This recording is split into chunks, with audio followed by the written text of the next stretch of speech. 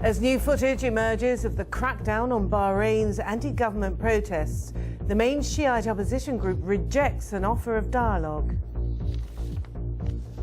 Amid continuing protests in Libya, human rights groups say at least 84 people have been killed over the last few days. Palestinians condemn a decision by the United States to veto a UN Security Council resolution on Israeli settlement expansion.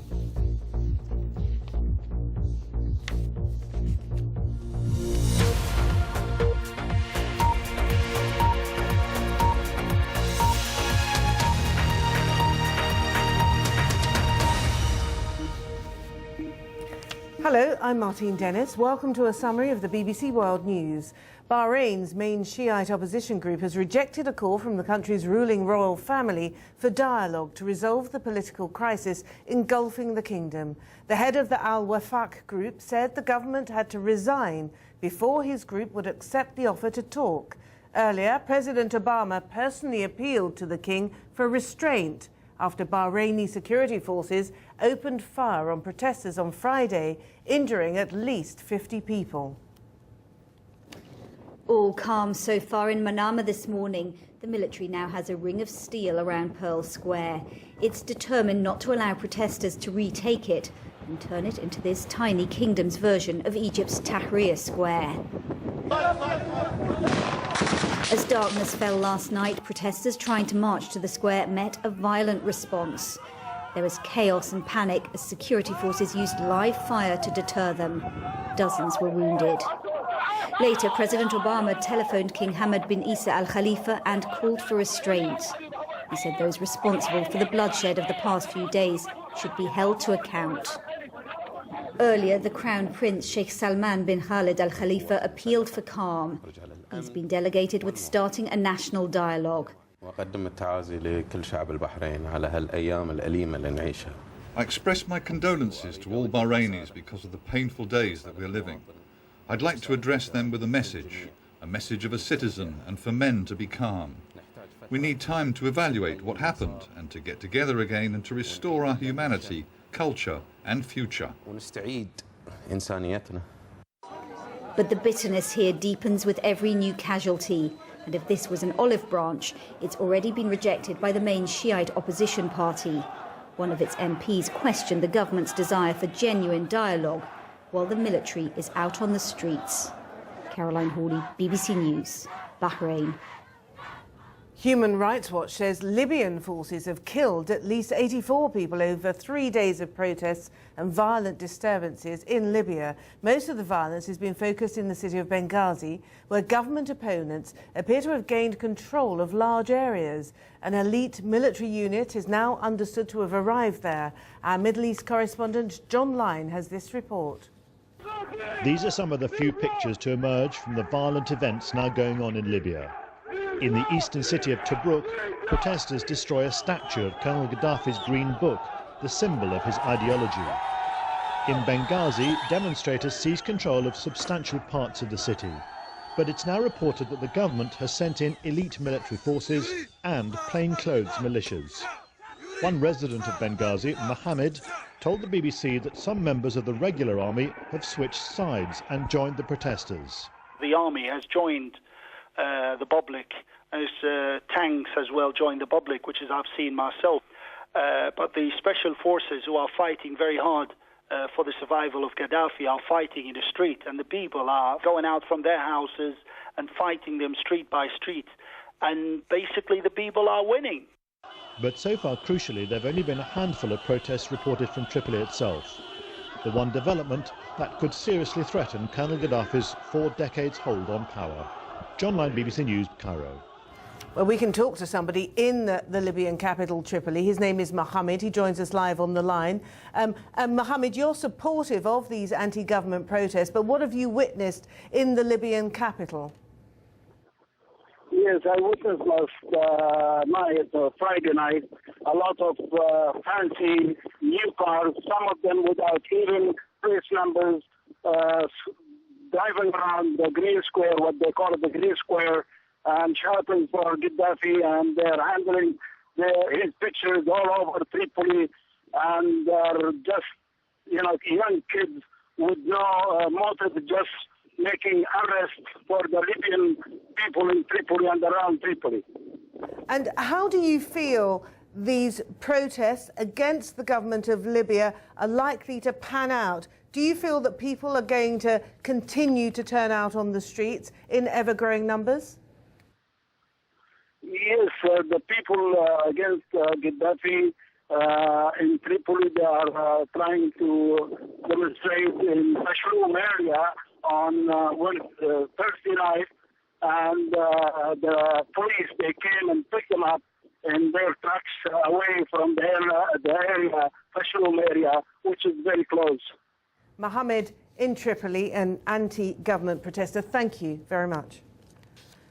Now, Yemen is another Middle Eastern country that's undergoing political turmoil. At least 5 anti-government demonstrators were killed in Yemen on Friday during protests demanding an end to President Ali Abdullah Saleh's 32-year rule. A bit earlier, I spoke to Iona Craig, who's a freelance journalist in the capital, Sana'a, and she told me what she's been witnessing on the streets over the past few days. Well, certainly here in Sana'a, although the demonstrations have been much smaller than in Taiz to the south of the capital, every day over the last week now, the demonstrations have turned violent. Thursday was particularly bad, with a 2-hour battle of stone throwing and tyre burning, which also included sporadic gunfire. Yesterday, after Friday prayers, the anti-government protesters came straight from the mosque outside the university, marching through the streets of the capital, but were halted by soldiers who were blocking the road. And after a few moments, a pro-Saleh mob carrying sticks and taser guns attacked them, and stone throwing went on both sides before, again, the police fired guns into the air and the crowd dispersed quite quickly. That was a freelance journalist, Iona Craig in Sana'a. Now, finance ministers from the G20 countries are meeting again in Paris today. They're hoping to endorse a plan to correct the economic imbalances between member states, which many blame for the global financial crisis. But negotiations have run into difficulties over a precise agreement of what the problem really is. The Ivory Coast authorities have imposed a nationwide 3-day curfew ahead of expected protests this weekend. The announcement came after supporters of Alassane Ouattara, the opposition candidate in elections last year, called for an Egypt-style revolution. Mr. Ouattara is recognised internationally as the winner of the presidential elections, but the incumbent, Laurent Gbagbo, is refusing to step down. The United States has vetoed a draft UN Security Council resolution which condemned Israeli expansion on occupied Palestinian land as an obstacle to peace. The US ambassador to the UN, Dr. Susan Rice, said settlement building did threaten peace, but that the Arab-backed resolution only complicated peace efforts. The first UN veto by the Obama administration follows pressure from the pro-Israel lobby in Congress. Barbara Plett reports from the UN in New York. Right up to late Friday afternoon, it wasn't clear if the resolution would get this far. The Americans did all they could to convince the Palestinians to withdraw it, but failed. The Palestinian envoy seemed relieved to have at least managed to force the issue to a vote, even though he knew the U.S. ambassador was preparing to cast the first veto of the Obama administration, under pressure from both Israel and its backers in the U.S. Congress. There was enormous support here for the resolution, which called Israeli settlements illegal and an obstacle to peace. Scores of countries co-sponsored it, and all the other council members voted for it. So when the U.S. vetoed, it was isolated. Its ambassador did strongly criticize settlement building, but she said bringing the matter to the UN complicated prospects for peace talks. Every potential action must be measured against one overriding standard. Will it move the parties closer to negotiations and an agreement? Unfortunately, this draft resolution risks hardening the positions of both sides. The proper message that should have been sent by the Security Council to Israel, the occupying power, is that its contempt of international law and the international community will no longer be tolerated. We fear, however, that the message sent today may be one that only encourages further Israeli intransigence and impunity. It's also likely to enrage Arab opinion in the Middle East. Here, Palestinian demonstrators warned their leaders not to cave in to U.S. pressure to drop the resolution, a message the Palestinian Authority was forced to heed. The veto also comes at a time when America's standing in the region has been shaken by popular protests against its Arab allies. President Obama's rhetoric supports the demonstrators, but they will see his actions as once again defending Israel on the world stage. The Obama administration was caught between a rock and a hard place, between Arab and international pressure to at least abstain on the resolution and domestic demands to veto it. Ultimately, it bowed to domestic pressure, despite the damage this will almost certainly do to its reputation in the Middle East. Barbara Plett, BBC News at the United Nations in New York. Well, that's all from the newsroom for now. Coming up next here at BBC World News, it's My Kabul.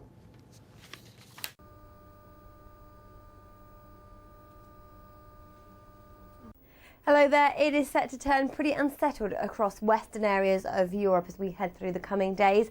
Saturday sees another weather front pushing its way through the northwest of Spain and Portugal. A cool day to come there in Madrid, and cool and cloudy with rain there in Paris. Stretching up the east of the UK, some snowfall across the mountains here.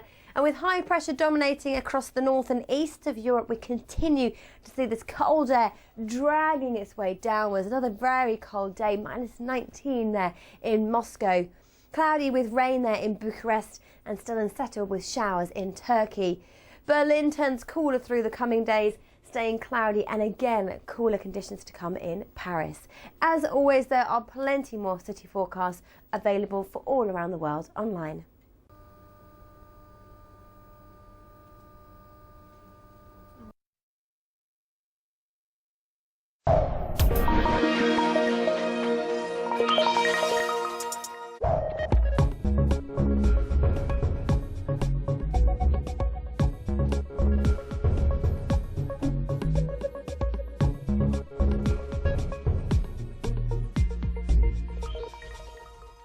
That's pretty awesome. The final country in a quite landmark journey for an electric car, the longest road in the world, driven by the longest range electric car in the world. The car's a little bit battered. Not going to be easy. We're still so close. In the era of the great African empires, Mali was known as a center for production and trade of gold. Fast forward to 2011, and the government is predicting a 20% surge in production this year. But is that enough to put a shine on the economy? Join me, Komla Dumont, for Africa Business Report on BBC World News.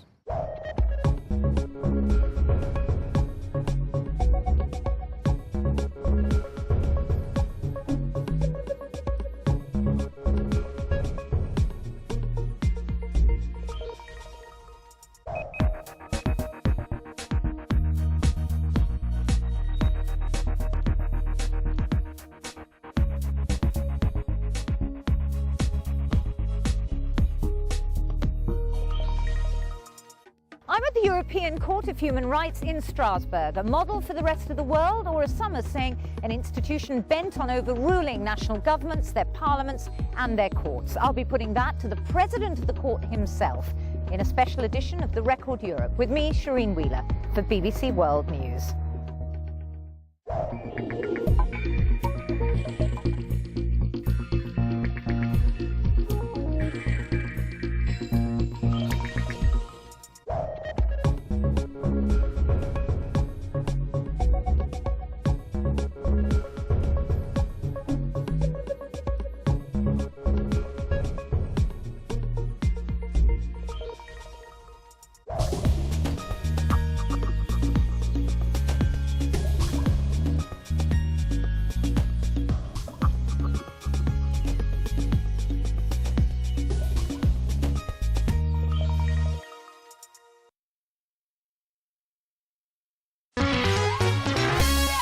In our next programme, BBC Persian television reporter Tahir Kadiri travels to his hometown of Kabul.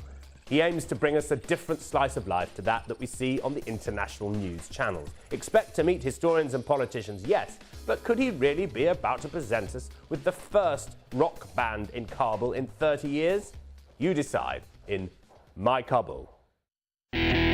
Kabul, capital city, power center, a city which has attracted the attention of ancient kings across the region, a place which has gone through several years of war, but now Kabul is reaching out to the modern age. Hello, I'm Tahir Qadri from BBC Persian Television, reporting for BBC World News. Welcome to Kabul. This city is over 3,500 years old. It is the capital and the economic and cultural heart of Afghanistan. As you can see from where I'm standing, Kabul is blessed with natural beauty. But as we all know, it also has its problems. I want to show you how the ordinary people of this city live their daily lives.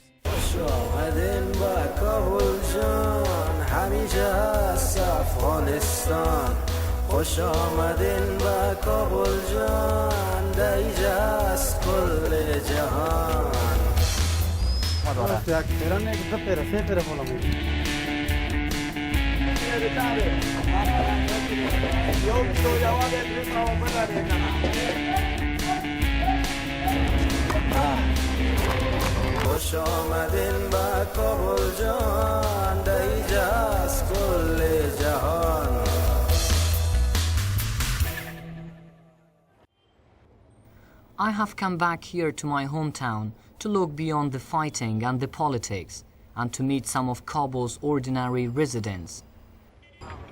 60 years ago, Kabul had a population of 200,000. Today, almost 4 million people are squeezed into the city. Fitting them in is a struggle. The sewage system cannot cope, and according to government figures, at least 3,000 people die every year as a result of poor sanitation. As the population has swelled, so has the traffic. Every day, more than 500,000 cars choke Kabul's narrow streets.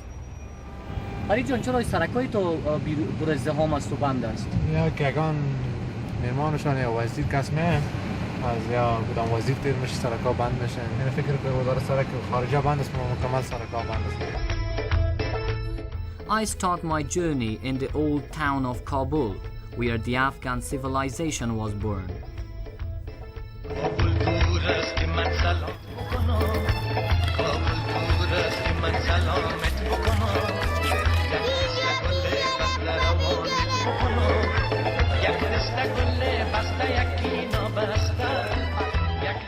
The first settlements in Kabul date back more than 3,500 years. The city lies nearly 2,000 meters above sea level, nestled beneath two mountains. The city's architecture is a glorious mix of influences from Central Asia, India and Persia. Zahiruddin Muhammad Babur, the founder of the Mughal Empire, who conquered Kabul in 1504, was so taken with the fine climate and spectacular views that he made the city his summer capital.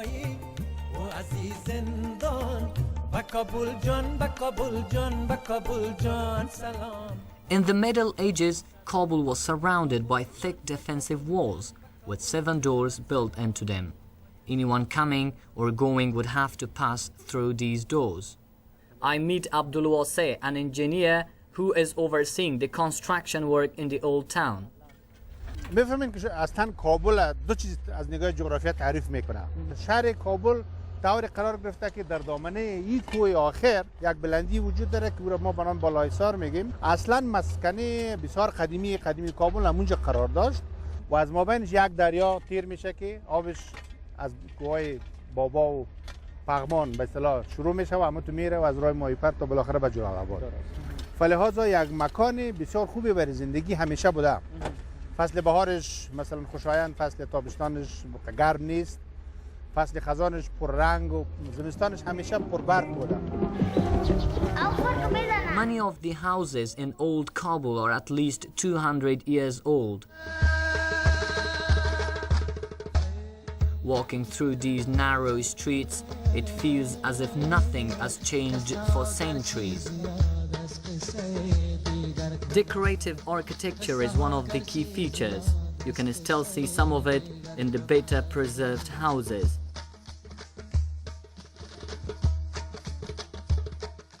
These decorations go back thousands of years when Afghanistan was on the Silk Road, the trade route between Europe and China. I went to visit an old but very beautiful house in this part of Kabul. I meet Farzana, the owner. هی از جمله از یکی از فامیل خانواده‌های بسیار مشهور کابل یا شهر کنی قدیم کابل است که به اسم عبدالعزیز لنگرزمین مشهور است و این از جمله از دوستای از فامیلای خود ما می باشه که تقریبا قدامت تاریخیش که فکر کنیم از 200 سال شاید زیادتر هم باشه. یعنی در گذشته ها قسم معلوم میشه که مثلا شهر کنه کابل در نقش و نگاری و معماری خیلی خوب بودن. به صورت عموم تمامش نی، از جمله فامیلایی که بسیار ثروتمند مشهور و به حساب ادبیات دری اگه بگوییم عیاران کاکه های شهر قدیم که بودن به می قسم خانه های بر خود درست میکردن.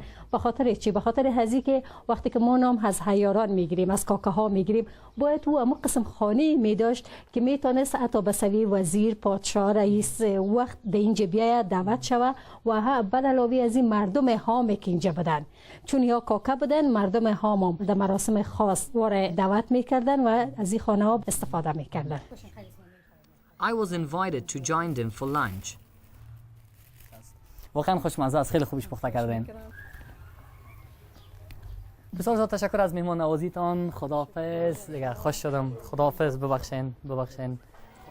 The beauty of the old and delicate decoration means a lot to some of old Kabul's inhabitants, but for others it does not compensate for the fact that life is a daily struggle for survival.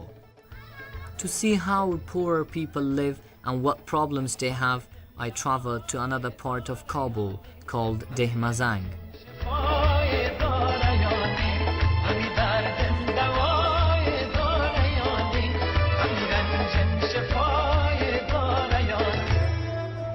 Over the last decade, millions of dollars of foreign aid has poured into Afghanistan, but it does not appear to have reached many parts of the city. This district is just 2 kilometers from the center, but has no sewage, no running water, and no rubbish collection. Street children are everywhere. In fact, this is one of the main problems all over Afghanistan. Young children tout for work to make some money for their families. We are only 2 kilometers to the center of the city in Kabul. However, as you can see, pollution is one of the ongoing challenges here.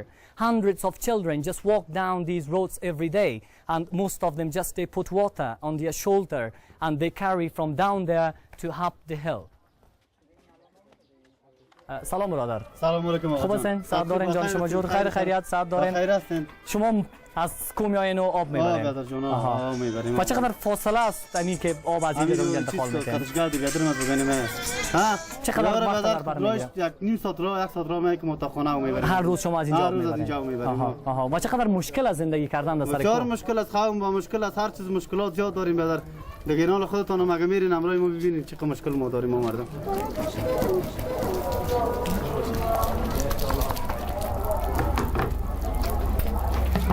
آخه میگم ماره گرانگه صوبه اینو سعی کی بسیار ولست از کوچخو بسیار کو در کل منطقه کوچیک کلان است. مختار جان گفتی چقدر در بر میگیره تا خانه برسید؟ نیم ساعت. مشکلات مردم است یا نه سینی مرداری کلش تاثیر است. اگه باشه چه گندگی مرداری باشه. نه چند کیلو رسی چیای بشکای؟ 16 کیلو. هر کدام 16 کیلو. یعنی تو در واقع 32 کیلو را تا سر کوه میبری برای نیم ساعت. هر روز هم ادامه داره. هر روز یک پیرانه دو پیره سه پیره بالا میگیرم. مختار جان میشه یک ببینم چقدر است وزنش.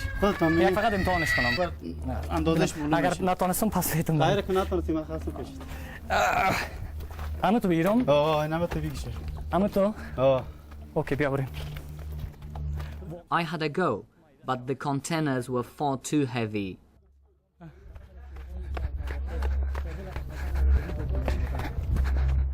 I lost it just a few meters.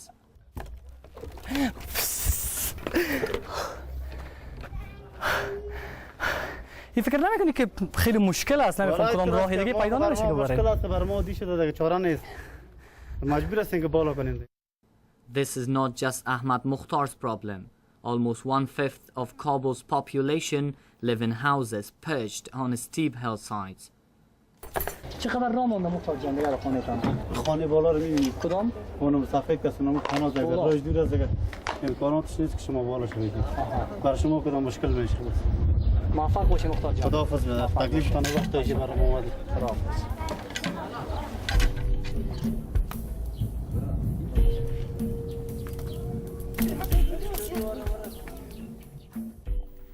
Kabul is famous not only for its old houses and its vivid decorations, it is also a place with holy shrines and mosques. Religion is an integral part of this city. I meet Vakil Suleiman. He is a well-known historian and he tells me about the shrines.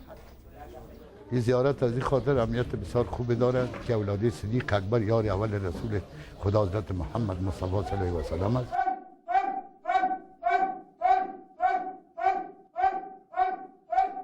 و این چقدر اهمیت داره این مکان مذهبی و تاریخی در کابل قدیم؟ اینطوری احمد داره پدر که بعد از جابر و جبیر، کسی جابر میگه، جابر نیست، جبیر است و در تمیم انصار دفن است. بعد از این آمدن در شهر کابل کندن دین اسلام. جبیر صاحب آورد که تمیم صاحب که اونا در وقت زنبورک شاه که در دیوال گور شده بود، دیوالای سر کوی شیر دروازه و زنبیلک شاه زنده بود. اینا را به شهادت 3500 اصحاب پیغمبر در شهدای صالحین مدفون هستند و اینا که آمدن بعد از اونا دین اسلام اینجا آمد، آمدن اینجا خوششان آمد و اینجا آمدن اینجا دفن شدن که به نام ضامن کابل حضرت عاشقان عارفان مسماست و هر مسافری که در شهر کابل درآید به برکت خدا و یه اصحابای پیغمبر گشنه نمیمانه. As another day breaks, I head to Kabul's musical heart, a district called Kharabat Khana. This is where many Afghan musicians were trained. Over the centuries, it has been home to several famous singers, and Afghan kings of old would throw parties here. Most of the musicians have now moved on to find their fortunes elsewhere, but a few remain. پیش کو استادای بزرگا بودن، حالا او بزرگا نمانده و پیش او کوچه خرابات هم نمانده که بزرگا بود. کلگیش اینجا میشتن در میدان سنتراشی اینجا میشتن. حالا هیچ کس نمانده غیر استاد حاجی امانگ مانده، استاد سلیم بخش مانده از بزرگای کوچه خرابات. بیادر پیش اینجا کوچه خرابات بود که کل هنرمندا میجا بود. از استاد قاسم شروع تا استاد رحیم بخش، استاد نبی گل، استاد رحیم گل، استاد رحیم بخش، استاد صابر، برادر استاد قاسم دیگه. این بیادر ایسه که کل هنرمندا در این کوچه بود و بازشان بود دیگه. حال بیادر ایسه که یک تعداد کم است اینجا.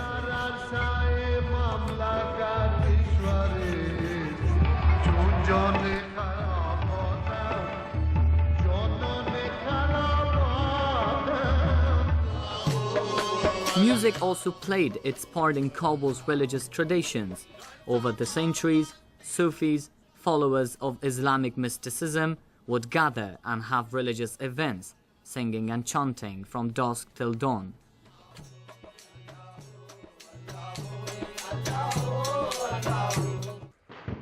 But by 1992, everything had changed. The Soviet Union, which had invaded in 1979, had withdrawn its forces, and Afghanistan plunged into a vicious civil war. Over the next 4 years, more than 50,000 Kabulis lost their lives. By 1996, the Taliban were in control and music was forbidden. The Taliban attacked cinema too. Masood, a local journalist, offered to show me around one of the former picture palaces. خب مسعود جان اینجا چی است؟ اینجا خب در اصل سینما است، ولی واقعا خجالت آور است ما ایره بگوییم سینما است. یعنی بجز نامش دیگه هیچ چیزی نمانده، یعنی فقط نامش سینما بیسات مانده و ولی در اصل یک مخروبه است که من یک گدام تجارتی ازش استفاده میشه. این در سال 1320 تأسیس شد و دومین سینمای کابل بود. یعنی حدود 60 سال پیش تأسیس شد و بر اثر جنگ‌ها و اینا تخریب شده و حالا متاسفانه دولت به جای از اینکه ایراد نگهداری کنه به گدام تبدیل شده، گدام تجارتی و هیچ کس توجه نداره اصلا. مسعود جان، سالن اصلی سینما اینجا بودن؟ سالن اصلی سینما یا هال اصلی سینما می بوده. طبقه دوم سینما بالا است سکتور که می‌بینین، استیجش است که می‌بینین و نمونه از جنگ است، از 30 سال جنگ در افغانستان. یعنی در واقع مثلا اگر 60 سال پیش همین ایجاد شده باشه و تأسیس شده باشه، این سینمای خیلی بزرگی بوده در واقع، مثلا برای 60 سال پیش برای کابلیای خیلی قدیم. هرچند ندیدیم ولی ایران میتونم ادعا کنم یک از بهترین سینما افغانستان بوده در دورانش. مسعود جان، فعلا وضعیت سینمای افغانستان چطور است؟ مثلا خودت چی زمانایی میری سینما؟ ما متاسفانه بگویم یا خوشبختانه در افغانستان تا هنوز اصلا سینما نرفتیم. اولین بار که سینما رفتم ما حدود 3 ماه پیش بود در هند، در دیلی. یعنی به این معنی است که در کابل سینما نبوده یا چرا؟ حدود 5-6 سینمای بسیار خوب است در کابل، ولی سینما متاسفانه بنابر نام بدی که در افغانستان پیدا کرده است. وزارت اطلاعات فرهنگ دولت هم در این راستا اقدام نکرده، اصلا نرفته مثلا سینما رو ببینه وضعیتش، یا حداقل اگر بازسازی شده مثلا سینمای آریانا یک بسیار سینمای خوب کابل است یا کلا افغانستان است که توسط دولت فرانسه بازسازی شد، ولی حال بازم اگر ما هرچند داخلش نرفتیم ولی تصاویری که دیدیم از داخلش و فیلم هایی که از داخلش دیدیم به یک مخروبه تبدیل شده، همون چوکی‌هاش پاره کردن و کندن. و یک سینما رفتن بر فعلا تقریبا اگر جرم است در افغانستان. یعنی اگر فامیل ما خبر شوه یا مثلا که برادر خوردم رفته یا ما خودم رفتیم سینما، یعنی تقریبا ناراحت میشن از ما که چرا سینما رفتی تو. یعنی ذهنیت در واقع مونده، یک ذهنیت منفی در بین خانواده ها و کلا جامعه وجود داره. In reality, now the lack of cinemas isn't what worries people here. Unemployment, poverty, and poor living conditions are a much bigger problem for most people. یک نمونه از هزینه بالای زندگی در کابل برات نشون میدم. قیمت گوشت کیلویش چند است؟ 240 روپیه که میشه حدوداً معادل $5. معادل $5 و $5 برای کسی که ماهانه حدود $50 درآمد ماهانه‌اش است، هر نفر $50 عاید داره. پس اگر ببینیم که $50 یعنی بسیار قیمت بالاست، یک کیلو گوشت مثلا $5 10 آدم نمیشه. یک چیزی که من براتون بگم، متاسفانه فامیلایی که حتی مامورین دولتی متاسفانه چون ماششان بسیار پایین است یا حقوقشان بسیار پایین است، حتی باور میکنن که اونا بارها شاکی بودن و شکایت کردن امیره که ما نمیتونیم در یک ماه مثلا میوه بخوریم. اینجا یعنی کسی است که ماه $50 درآمد داره یک نفر، ولی در اونجا کسایی است که روز $150-200 بسیار به مفت میتونه چی میکنه، میره مثلا به یک رستوران غذای زور میتونه. I said my goodbyes to the old town of Kabul and headed to Sharinau, which literally means the new city. En route to Sharinau, you can see things are starting to change, from buildings to cars and even what people are wearing. The new city of Kabul was built during the reign of Abdurrahman Khan in the mid-19th century.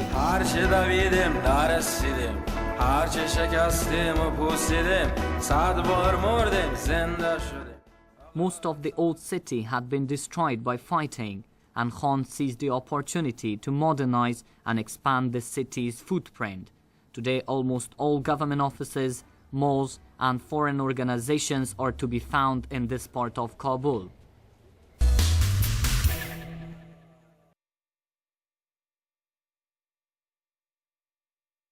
This 1 square mile is like a big, big family, and that's the point about this place. Poverty, yes, but you can get something positive. There's a community spirit. Yes. You feel together. Yes. And that's the nice thing about this part of Khayelitsha. We're more than 150 metres below sea level. This place is so atmospheric. It's even got its own private language. I headed out into the countryside to meet some of the Kikuyu militia. Being followed by a small army of excitable children, which I think generally is always a good thing.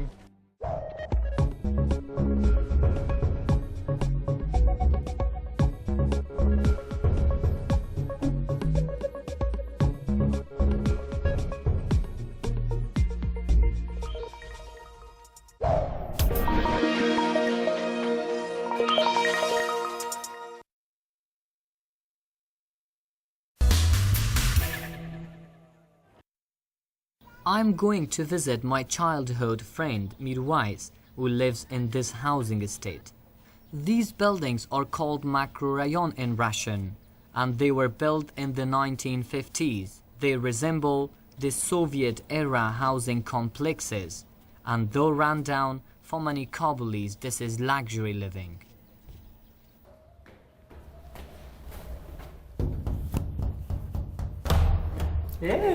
سلام خوب سعداری آرام خیر تشکر نمیگی بیا بخیر بفرما چه حالا وایس جان تشکر خوش آمدی تشکر زنده باشی این بی سی فارسی میگی بی سی فارسی ها به خاطر ما نمیگی نه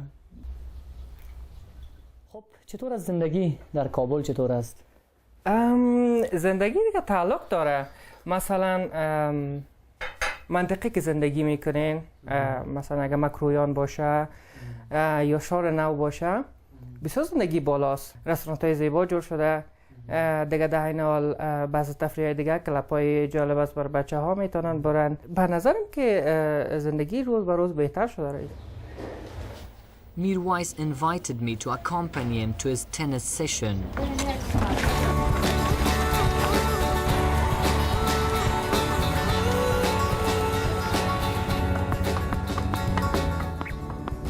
کجاست گم است یک دوستم آمده بود دیگه نتونستم Sport is increasingly popular among the young of Afghanistan. There is huge national pride for the handful of Afghan athletes who are beginning to do well in international competitions.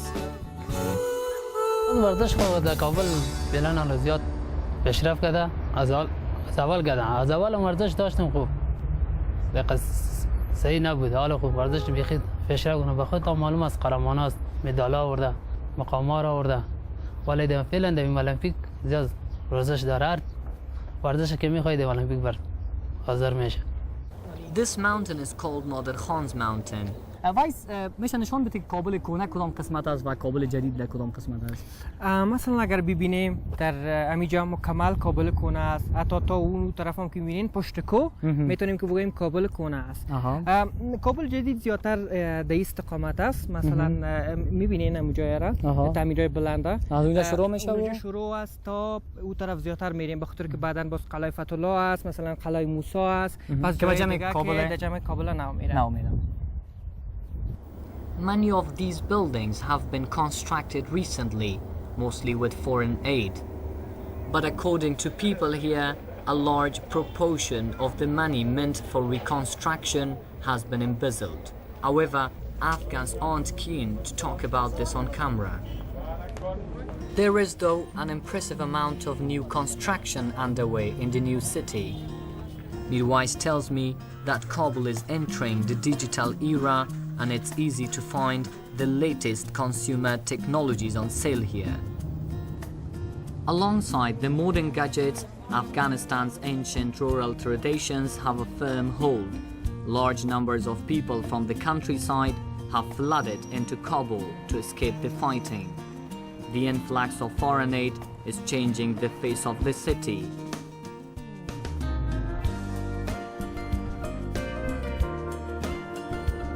Private reconstruction like these shopping malls is another good example of the newer projects here. I asked some of the young locals how much freedom they have in Kabul.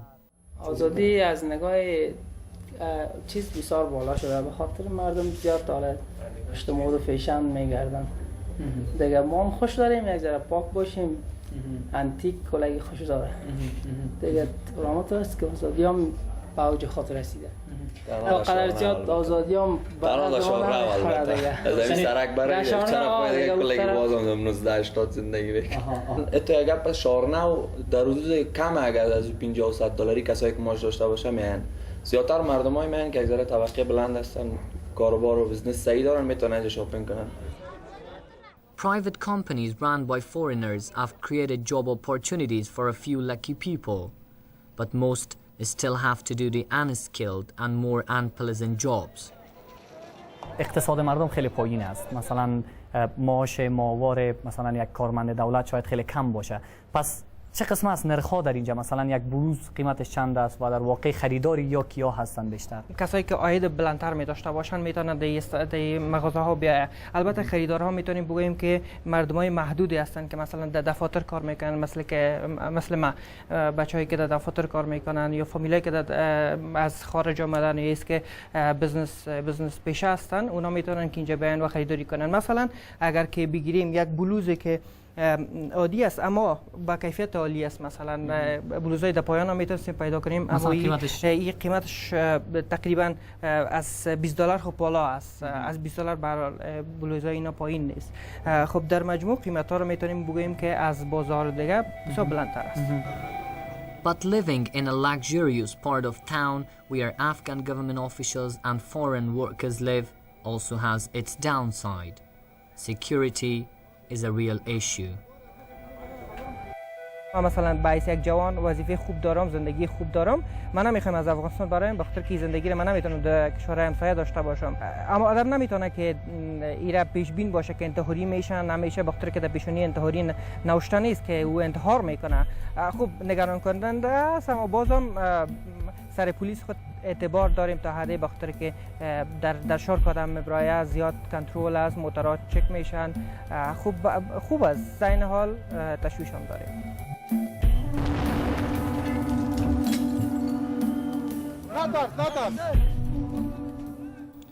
In February 2010, the Taliban attacked Shahrinau and the famous Sofi Landmark Hotel. At least 17 people were killed. But while security is an issue for all Afghans, women have their own problems. Ancient religious beliefs run deep, and in some quarters, women's presence on the streets is frowned upon. But the shops still sell Western clothes, even if you can't see the women openly wearing them.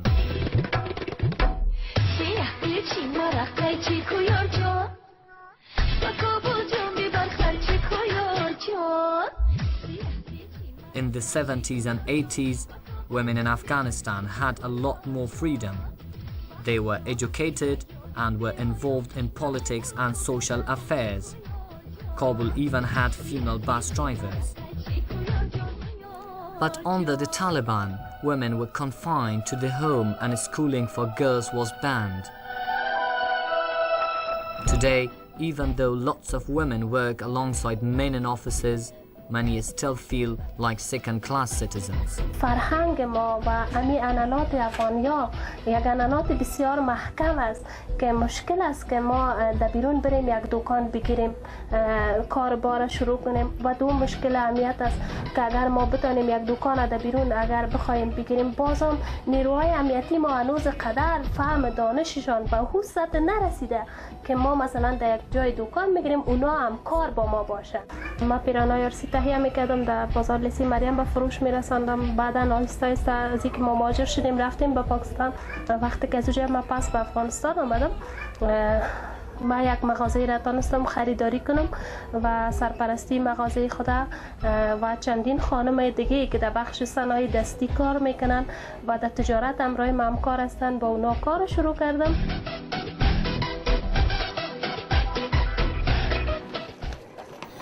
According to the Afghan Ministry of Education, 60% of people in Kabul are literate. Hundreds of schools have been built over the last few years. Nowadays, Kabul also has many private universities. It's not only civil freedom, but freedom of expression that has improved in this country. You can see hundreds of TV aerials around Kabul. Most of these TV stations are run by local influential people who often use the channels to promote their own political agendas. 20 years ago, Afghanistan had only one TV station. Under the Taliban, televisions were banned altogether. But today, there are more than 25 TV stations in Kabul alone. Tanya Kaihan is a correspondent for a private TV station in Kabul. این محیط را که می‌بینید ساختمان تلویزیون عزیزی است.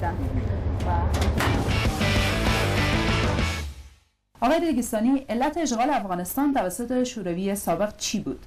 وضعیت رسانه‌ها در کابل گفتم میتونم که از طی 8 ساله که گذشته تا به حال فکر میکنم بهتر شده. ظاهر شدن خانم ها در رسانه ها یک دستاورد بسیار زیاد بزرگ است به افغانستان.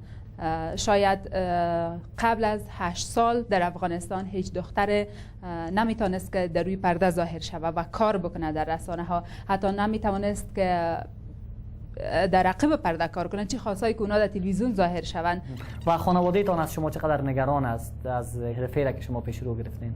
اول بسیار زیاد نگران بودن اونا. وقتی که من کار کردم در تلویزیون، بعداً آیسته آیسته نگرانی از او کاسته شد، اما باز هم چون در یک محیط سنتی و قبیله‌ای ما زندگی میکنیم، باز هم اونا ناراحت هستند از اینکه دخترشان در صحنه ظاهر میشه، بالاخره پرزنت میکنه نیوز یا یک برنامه سیاسی را پیش میبره. بزرگترین آرزوی من به کابل است که روز برسه که خانم‌های افغانستان در سراسر افغانستان در فضای امن و امنیت به سر ببرن، اونا بتونن به مکتب برون، اونا بتونن تحصیلات عالی خود را به پیش ببرن. The music scene has also improved in the last few years. Under the Taliban, Afghanistan was dubbed a silent country. Today it's a much more colorful place. The TV channels show plenty of music and entertainment programs, which attract a large audience.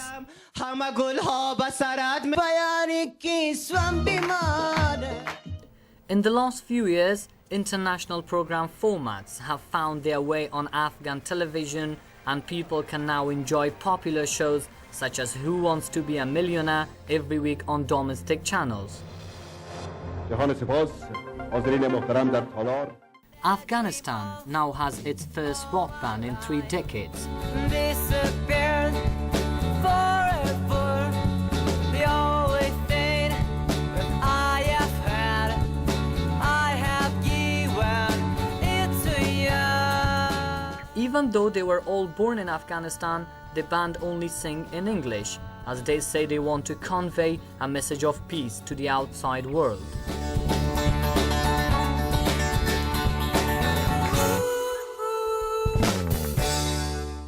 I meet the band members and I speak to Sulaiman Qardash, the lead singer, who is also the youngest at 18 years old. مکتب موسیقی را در سال 2006 خلاص کرده بودم در ازبکستان. دیگه فکر میکنم تقریبا از سالهای 2004 2005 کمک جدی‌تر در این چیز کار کردم. یعنی مثلا اول کمک کورس‌ها میرفتیم، کورس موسیقی فقط عادی بود، یعنی بالای مکتب. باز از کمک فکر کردم که خودم در این پیدا کردم، یعنی میخواستم کمی رشته را پیش ببرم. گروه کابل دریمز چی وقت ایجاد شد و در واقع هدف اصلیش چی بود؟ گروه کابل دریمز ما در 2008 ماه دسامبر بود تقریبا. در اون وقت این گروه را تشکیل کردیم. یک روز شیشتیم فقط جمع کردیم، اما من گیتار ما آوردم و بعضی موسیقی که خودم در کلیم بود و خودم هم ساخته بودم اونا را با اونا کار کردیم و چیز بد نبود، یعنی خوش ما آمد، مثلا خوش اونا آمد. بچه‌ها گفتن که حالا موسیقی بد نیست، یک صدای خوب بود. و گفتن که حالا چرا یک گروه جور نکنیم، چون من خودم در می فکر بودم می‌خواستم یک گروه جور کنم و خود بچه‌ها هم در می فکر بودن که می‌خواستن یک گروه جور کنن و باز از می وقت شروع کردیم و اساسا گروه را تشکیل کردیم. خودت گوینده خبرم هستی در یکی از رسانه‌های شخصی افغانستان، چطوری دو کار با هم پیش میبریم؟ بسم الله الرحمن الرحیم. آریانا تلویزیون ایسکورچلر، السلام علیکم. همونطور عادی، یعنی روز میرم خبر میخوانم و شبم مثلا راوند داریم و خبر میخوانیم. یعنی در این عرصه هم خودم یک دفعه کوشش کردم که خودم نشان بدم، ولی نمیفهم دیگه قضاوت از مردم است که خوب میگم یا مثلا خبر چه قسمی میگم دیگه. سلیمان جان، در مورد اولین آلبومتان بود که قرار است منتشر شود، یعنی این آلبومتان فکر میکنی که چقدر فروش خواهد داشت و مردم چقدر را میپسندند؟ این آلبوم AP آلبوم است، Extended Play. در داخلش 5 دانه آهنگای ما است و به نام I Wanna Run Away. ما میخوایم فرار کنیم یا ما میخوایم مگه ما نمیخوایم فرار کنیم، فقط یک آهنگ است دیگه. هیچ چیز نیست. توقع زیاد داریم، یعنی از این آهنگ سر این آلبوم زیاد حساب میکنیم، یعنی چون ما بسیار زیاد تلاش کردیم، ثبت اینجا کردیم در استودیو وایس مایستر ما ثبت کردیم و همراه بچه‌ها خودم همین 3 نفر کل ما ثبت کردیم لایو. برای میکس آلبوم ما میکس ماسترینگ همین آلبوم ما رفتم ازبکستان، چون قرار بود که اول کل گروه بره و از مشکلات ها بود، مشکلات ویزا و ترانسپورت و مادی، یعنی ما کار کردیم، تلاش آخر ما را کردیم، یعنی توقع زیاد داریم. یعنی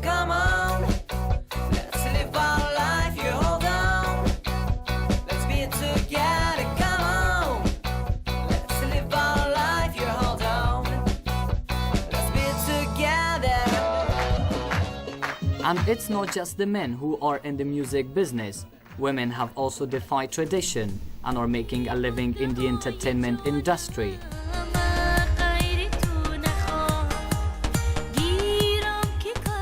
Farida Tarana is both a politician and a singer.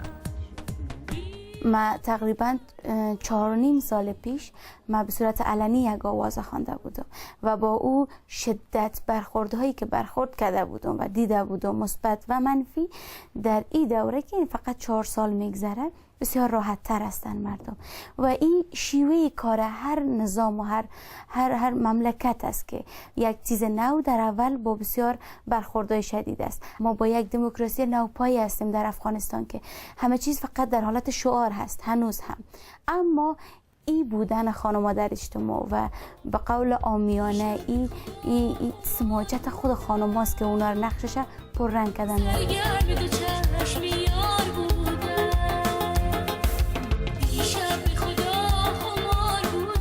من میخوایم که این را ثابت بکنم که یک دختر افغان با او تحقیرهایی که در زمان طالبان میشد که حتی حق درس خواندن نداشت، با حفظ تمام کرامت‌ها و تمام او خواص دخترانگیش میتونه واقعا یک آدم موفق در اجتماع خودش باشه و بالخصوص به جهانیان که با یک دید دیگه برای افغانستان میدیدن.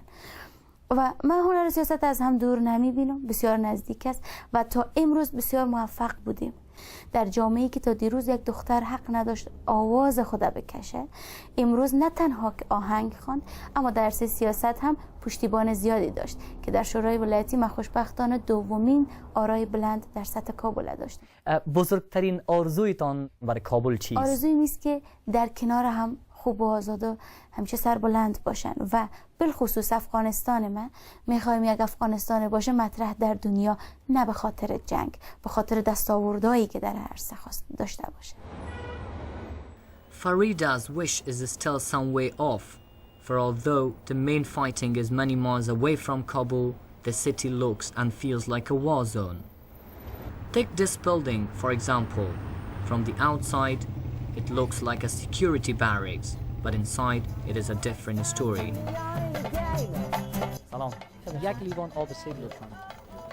Most Afghans are prohibited from entering these buildings unless they hold a European or American passport. This is because of security issues. Kabul Health Club is one of the luxurious clubs in Kabul city where foreigners and few Afghans come to enjoy. However, in Kabul, there could be thousands of families who cannot afford these places. سلام. خوب هستین؟ سعد دارین؟ ببخشید مزاحم کارتان نشده باشم. خوب هستین؟ سعد دارین؟ چی کارهایی میکنین در اینجا؟ اینجا I have a فارسی، انگلیزی، فارسی. اینجا یک آرایشگاه دارم، اصلاح موی مردانه و زنانه، سپا تریتمنت، هیر تریتمنت. We have also مساج، اتاق مساج، اتاق فیشل است. اصلاح موی مردانه چند میگیرین مثلا؟ 500 افغانی. 500 افغانی که میشه $10. بله.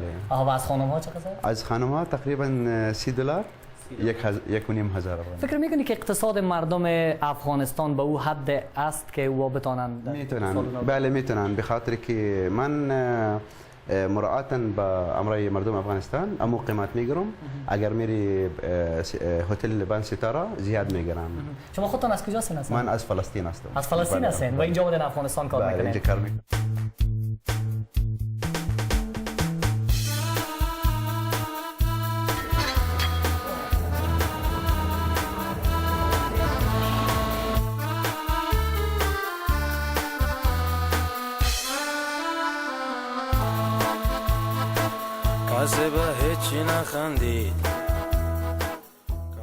Kabul evenings have also changed.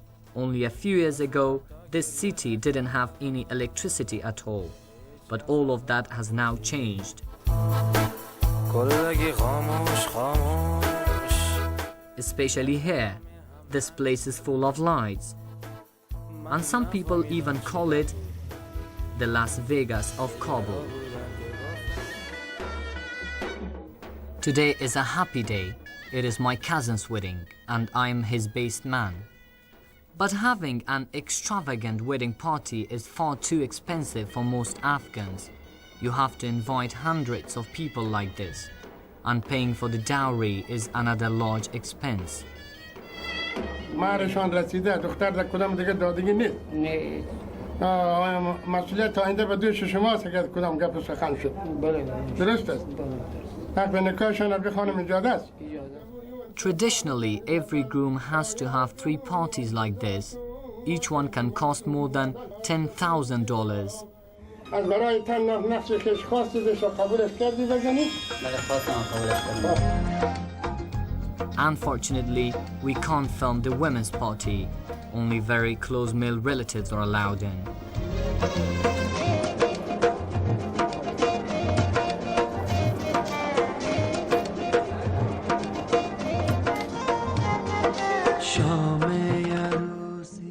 Over the last few years, I have returned to Kabul regularly, and every time I come back, I have seen improvements. But what people need most now is security, which is much more important to them than food or welfare. And will they eventually enjoy Kabul? Everyone is hopeful, and so am I.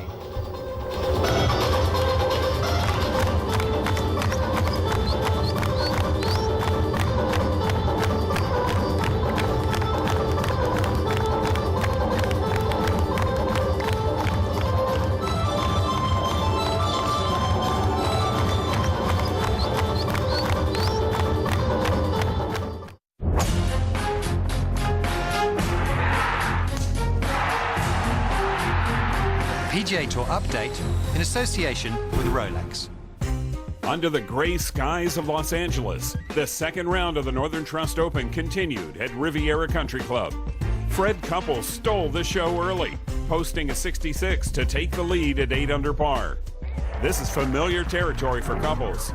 19 years ago, the man nicknamed Boom Boom won the 1992 Northern Trust Open in a playoff, defeating Davis Love III. If he were to hold on this week, it would be his 3rd career victory at Riviera. He'll have to hold off Justin Rose, who jumped up the leaderboard after holing out for eagle on the 17th hole.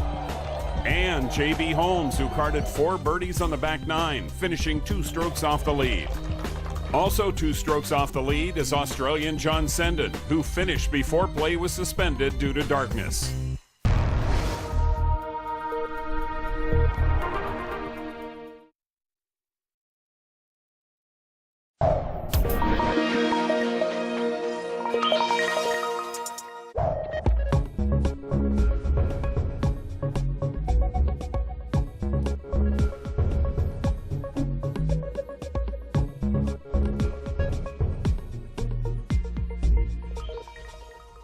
If you enjoy lively debate with some of the quickest minds... That's not true. This goes right to the heart of a corruption in democracy. With an international angle. It's not brave, it is suicidal for a politician to take such drastic steps. These are very interesting ideological times. I suspect you don't entirely agree with me. Join me, Gavin Esler, for Dateline London. Venezuela ought to be soaring. A great success story in South America, with exceptional oil wealth spreading prosperity to all. Instead, it's a country sinking under the weight of ferocious political division over oil, politics, and Hugo Chavez.